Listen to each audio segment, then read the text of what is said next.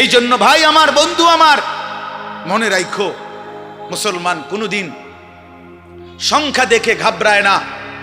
110 কোটি না, 1 লক্ষ কোটিও আমরা পরোয়া করি না। আমাদের আসমানওয়ালা আছে, আমাদের আল্লাহু আকবার, আমাদের আল্লাহ বড়, আল্লাহ বড়, আল্লাহ বড়। বড় যুবক, কে বড়? জোরসে বলো, দাঁড়ায় বলো, দাঁড়ায় বলো, বলো আল্লাহু আকবার, বলো আল্লাহু আকবার। না,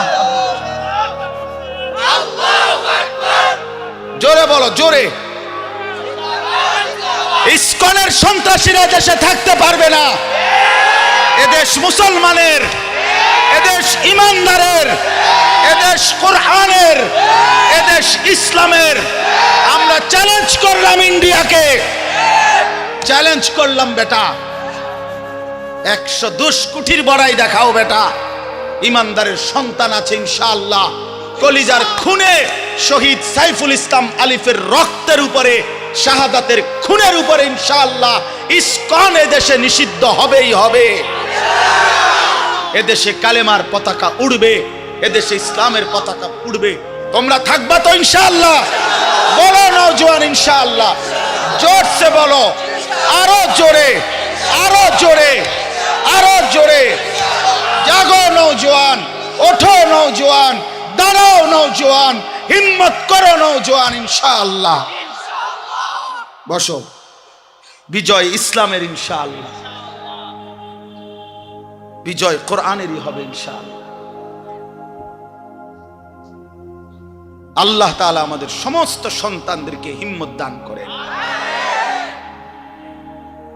মুসলমানের রক্তে, মুসলমানের কলিজায় ঈমান চলে যায় না কখনোই। মাঝে মাঝে চাপা পড়ে থাকে, আবার জেগে ওঠে, আবার জেগে ওঠে ইনশাআল্লাহ। আমরা বিশ্বাস করি আমাদের এই নওজোয়ানরা একদিন সব ফিরে আসবে ইনশাআল্লাহ। এই গুনার আসক্তি, নারীর আসক্তি ছেড়ে দিয়ে সেজদা দিয়ে ইনশাআল্লাহ মজা পাবে। তো মোবাইলে তো উঠছে, ঠিক আছে, তো আপনার নিজের ফায়দা হলো কি? বলে না মোবাইলে ওয়াজটা দেখাবো অন্য কেউ, তো মোবাইলে ওয়াজের কি কোনো অভাব পড়ছে? কয় লাখ দরকার, হাজার হাজার কাতারে কাতারে ওয়াজ মোবাইলে। তো কাজেই এটা শুধু শুধু একেবারেই ফালতু একটা কাজ। বরঞ্চ নিজের জন্য যদি কিছু সবক নেওয়া যায়, নিজের দিলের মধ্যে যদি কিছু নেওয়া যায়, এতে লাভ বেশি, আমার নিজের উপকার হলো। দ্বিতীয় সমস্যা হলো এই পিছনের জন এটার দিকে তাকায় থাকে, এই ডানে বামে 1 2 3 জন, ওরারও নজর থাকে ওই মোবাইলের, ফলে এতে করে ওই বেচারাও বঞ্চিত। এই জন্য সবাই মিলে আমাদের চোখের দিকে তাকায়া আল্লাহর কথা শোনো, এটা বরকত হবে। নিজের ভালো দরকার, নিজের কল্যাণ দরকার, নিজের বিবেক, নিজের অনুভূতি দরকার। আমি যদি কিছুই উপলব্ধি না করি, কি শুনলাম? 30 বছর জুমার বয়ান শুনে, 40 বছর ধরে জুমার বয়ান শুনতেছে, অথচ বেচারার কোনো পরিবর্তন নেই। এই কি জিন্দেগি? 30 বছর ধরে বয়ান শুনতেছে, অথচ কোনো চলাফেরা, আদব, আখলাক, চাল চলন, উঠা বসা, লেনদেন, আচরণ, উচ্চারণ কিছুতেই পরিবর্তন নাই। তো কি ফায়দা হলো বলেন? এই জন্য দয়া করে কোরআনুল কারীম আমাদের জিন্দেগি পরিবর্তনের জন্য, জীবন সাজিয়ে তুলবার জন্য, হুদাল্লিন নাস, এটা মানুষের হেদায়েত, হুদাল্লিল মুত্তাকিন, যারা আল্লাহকে ভয় করতে চায়, আখিরাত পেতে চায়, জাহান্নাম থেকে বাঁচতে চায়, আল্লাহর নাফরমানি ছাড়তে চায়, জান্নাত পেতে চায়, আল্লাহ পাকের গোলামি আর বন্দিগি করতে চায়, আল্লাহ বলেন তাদের জন্য সুস্পষ্ট, পূর্ণাঙ্গ, নিখুঁত হেদায়েত। এখান থেকে জান্নাত, একদম নিখুঁত লোকেশন। কোরআন লোকেশন একদম নিখুঁত। কোরআনুল কারীম আল্লাহ তাআলা এই জন্যই নাজিল করছে। বহু সিফাত কোরআন শরীফের আল্লাহ তাআলা বলছে। মাউইজাতুন, এটা উপদেশ। বুশরা, এটা সুসংবাদ। রাহমাতুন, এটা রহমত। বাসাইরুল লিন্নাস, এটা মানুষের জন্য অন্তর্দৃষ্টি সম্পূর্ণ জ্ঞান, গভীর জ্ঞান। এটা তিবিয়ানান লিকুল্লি শাই, সমস্ত বিষয়ের পরিপূর্ণ বিস্তারিত বর্ণনা। এসব কোরআনের বৈশিষ্ট্য। মা ফাররাতনা ফিল কিতাবি মিন শাই, আল্লাহ তাআলা বলেন কোরআনুল কারীমের মধ্যে আমি কোনো কিছুর আলোচনা ছেড়ে দেইনি। আমার বান্দার কিয়ামত পর্যন্ত যত জরুরত সব আমি পূর্ণাঙ্গ করেছি, বিস্তারিত বলেছি, কোনো আলোচনা বাদ দেইনি। দেখতে ছোট হলেও এতে পূর্ণাঙ্গ আলোচনা। আহসানুল হাদিস, আল্লাহ তাআলা বলেন কোরআনুল কারীম হচ্ছে সর্বোত্তম কথা। কিতাবান, কোরআনুল কারীম হচ্ছে এক মানুষের জিন্দেগীর সকল বিষয়ের পূর্ণাঙ্গ আলোচনা সমৃদ্ধ একটি বই, কিতাব, যার মধ্যে সব বিষয়ের পূর্ণাঙ্গ আলোচনা আছে। মুতাশাবিহান, কোরআনুল কারীম হচ্ছে প্রত্যেক কথা একটা আরেকটার সাথে চমৎকার মিলওয়ালা, এলোমেলো কোনো কথা নাই, উলট পালট কথা নাই, লটসর কথা নাই।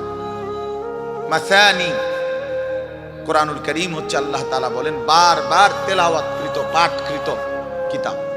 এটাই একমাত্র কিতাব আসমানের নিচে জমিনের উপরে যেটা কোটি কোটি মানুষ প্রতিনিয়ত 24 ঘন্টা পড়তেছে। কারণ পৃথিবীতে একই সময় সূর্য ডুবে না, সময় এক মুহূর্তের একই হিসাবে না, এটাই আল্লাহর কুদরত।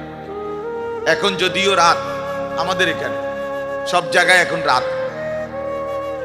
সৌদি আরব আরো 3 ঘন্টা এখনো আলো বাকি আছে। ওখানে দেখেন গিয়ে প্রখর রোদ, অথবা আসরের পরের টাইম, তাহলে সেখানে তো এখনো আরো 2-2.5 ঘন্টা আলো আছে, কোথাও পূর্ণ দিন। তাহলে এই যে সময়ের ব্যবধান, তার মানে হলো আমাদের রাত 10টায় 11টায় মনে করেন আমাদের মাদ্রাসার পড়াশোনা বন্ধ হয়ে গেল, কিন্তু সারা পৃথিবীর থেকে বন্ধ হয় না।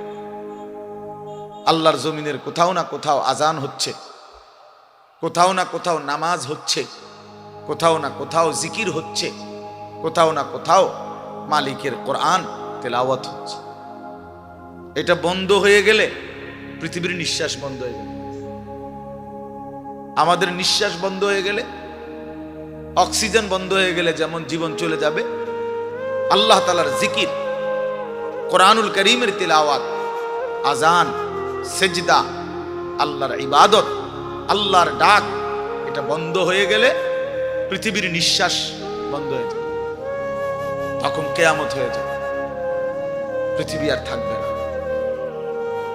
এটা রাসূলুল্লাহ সাল্লাল্লাহু আলাইহি ওয়াসাল্লাম বলছেন, লা তাকুমুস সাআ হাত্তা ইউকালা ফিল আরদ আল্লাহ আল্লাহ। ততক্ষণ পর্যন্ত কিয়ামত হবে না যতক্ষণ পর্যন্ত জমিনে আল্লাহ আল্লাহ উচ্চারণ হবে। তাহলে বোঝা গেল এই আসমান ও জমিনের স্থায়িত্ব আল্লাহ পাকের নামের উপর, আল্লাহর কালামের তেলাওয়াতের উপর, আল্লাহ তাআলার জিকিরের উপর। ওই ছেলে, জলদি করো, জলদি 1 মিনিটে শেষ করো। সদর বদর করতেছো কোন সময় ধরে? বলো না কেন রেদওয়ান, এগুলো এতক্ষণ কি করো তোমরা? খটর মটর করতে আসে।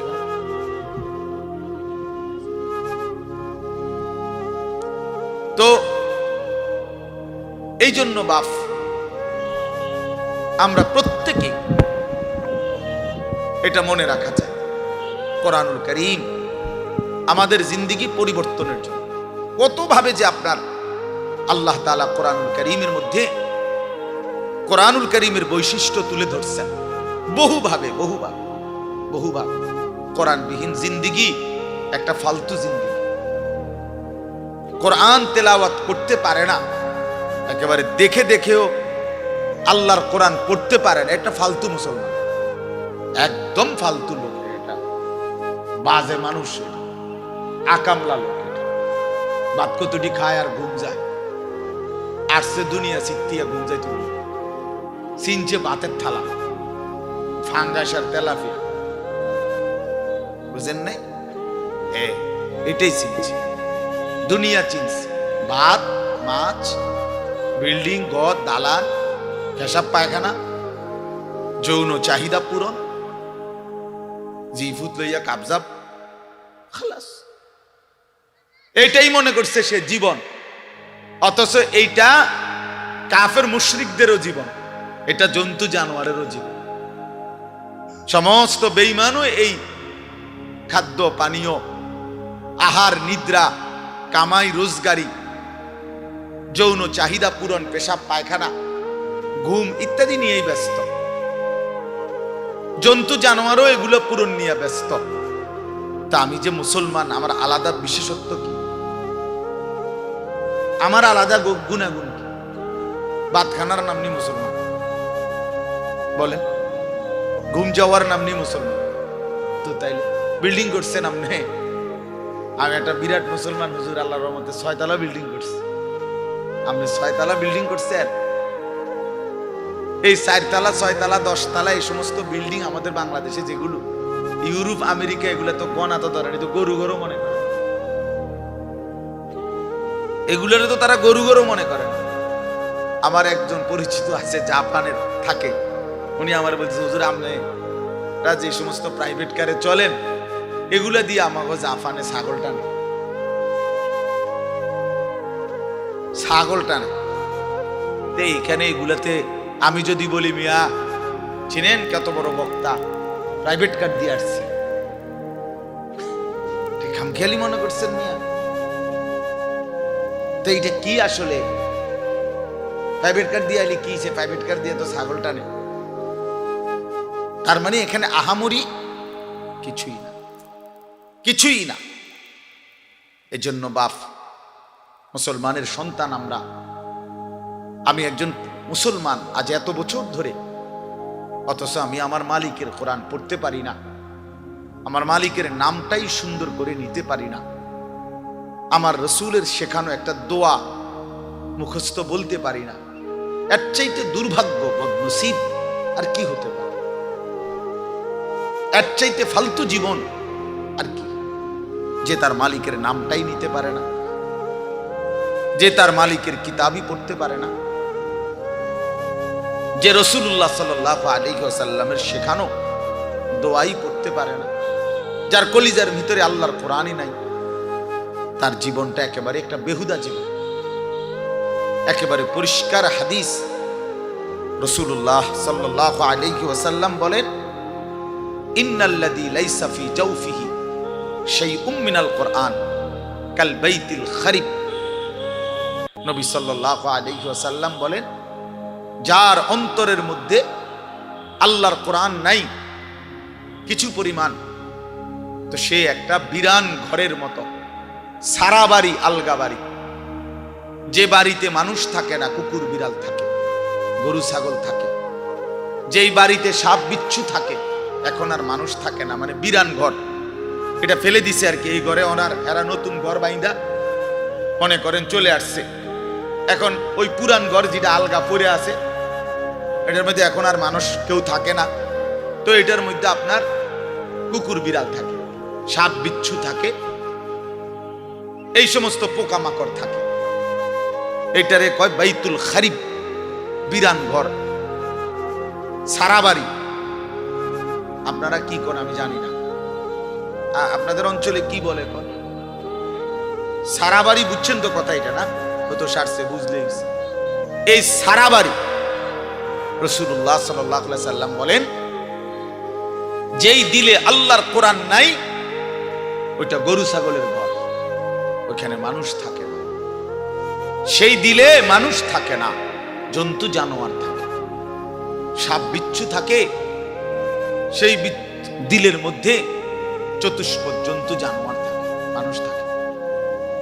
এই জন্য কোরআনুল কারীম বিহীন মানুষ হয় না, কোনো সিস্টেম নেই। সেজদা বিহীন মানুষ হয় না, যার মধ্যে সেজদা নাই ওই মানুষ না। সোজা কথা, ও মানুষ না। উলাইকা কাল আনআম, সে চতুষ্পদ জন্তু অথবা তার চাইতে নিকৃষ্ট, মানে অথবা তার কোনো পরিচয়ই নেই। চতুষ্পদ জন্তু তো একটা লেভেল হইছে, তো গরু ছাগল না, গরু ছাগল না, বলে কি না কিও না, বুঝেন না আপনি কথা? আপনি যদি বলেন যে এ তো গরু ছাগলও না, তাহলে এতে কি না, এতে কিও না, কিচ্ছুই না, কিছুই না। এটা মানুষও না, জানোয়ারও না, প্লাস্টিকও না, হাফ প্যান্টও না, এটা কিচ্ছু ফালতু জিনিস। হ্যাঁ,